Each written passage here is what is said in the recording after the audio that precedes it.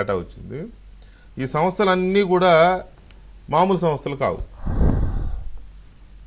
ABP C voter ఇందాక నేను చెప్పాను. నేను ఏపీ లోక్సభలో 21 నుంచి 25 స్థానాలు వస్తాయని చెప్పించారు.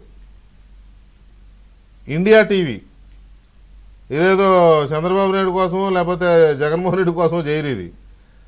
ఇండియా టీవీ 19 నుంచి 21 స్థానాలు కూటమికి వస్తాయి, 3 నుంచి 5 స్థానాలు వైసీపీకి వస్తాయని చెప్పి చెప్తున్నారు. అలాగే పైనీర్ కూటమికి 20 లోక్సభ స్థానాలు వస్తాయి, వైసీపీకి 5 స్థానాలు వస్తాయని చెప్తోంది. కేకే సర్వీస్ కూటమికి 25కి 25 లోక్సభ స్థానాలు వస్తాయని చెప్తోంది. కడప ఒక్కటి మాత్రం కొంత వాళ్ళు షర్మిల వర్సెస్ అవినాష్ అన్నట్టుంది. సో వైసీపీ 0.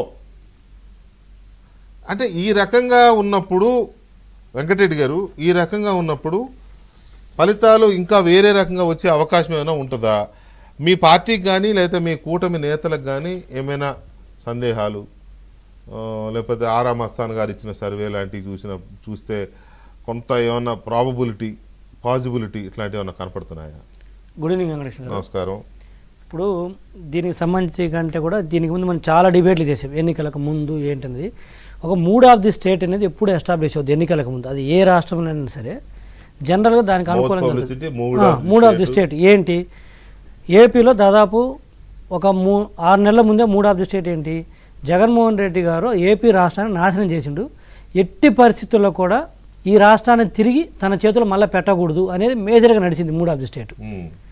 ఆ ఇంపాక్టే దేశ విదేశాల్లో ఉన్న వాళ్ళందరూ కూడా స్వచ్ఛందంగా చాలాసార్లు కూడా గమనిస్తే చాలామంది వస్తుంటే మన వాళ్ళు ఎవరన్నా ఆర్గనైజ్ చేసి పిలిపించారంటే కొన్నిసార్లు చేశారు, కానీ సింపథైజర్స్ని చాలాసార్లు కూడా టీడీపీ ఎక్కడ ఆర్గనైజ్ చేయలేదు. అది జనసేన కావచ్చు, బీజేపీ కావచ్చు.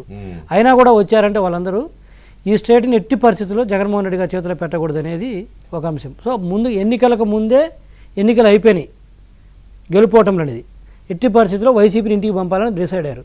ఇక ఆ తర్వాత ఎన్నికలు ఈరోజు వచ్చేసేళ్ళకి ఈరోజు మనం గమనిస్తే దాదాపు ఒక 21 సర్వేలు వచ్చినాయి. ఓకే, ఒక 2, 3 మినహాయిస్తే 18, 19 సర్వేలు టీడీపీ కూటమి వస్తుందనేది క్లియర్గా చెప్తుండ్రు. అందులో 2, 3లో ఆరా మస్తాన్ గారు మన తెలుగు వ్యక్తి కాబట్టి గతంలో కొన్నిసార్లు కరెక్ట్ అయినాయి కాబట్టి బాగా నాంతుంది కాబట్టి ఎక్కువ ఫోకస్ ఉంది.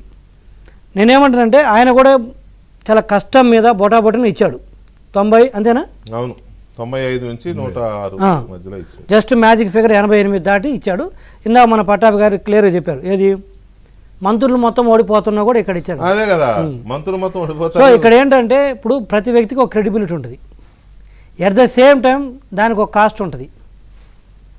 ఇప్పుడు అవసరాలు ఉంటుంది, భయాలు ఉంటాయి, కాస్ట్ బాగుంది కాదు, కాస్ట్ ఉంటుంది, కోపతాపాలు ఉంటాయి, ఆశలు ఉంటాయి. చెప్పండి. సో ఆ నేపథ్యంలో నేను ఓపెన్గా చెప్తున్నాను, ఈరోజు ఆరా మస్తాన్ గారు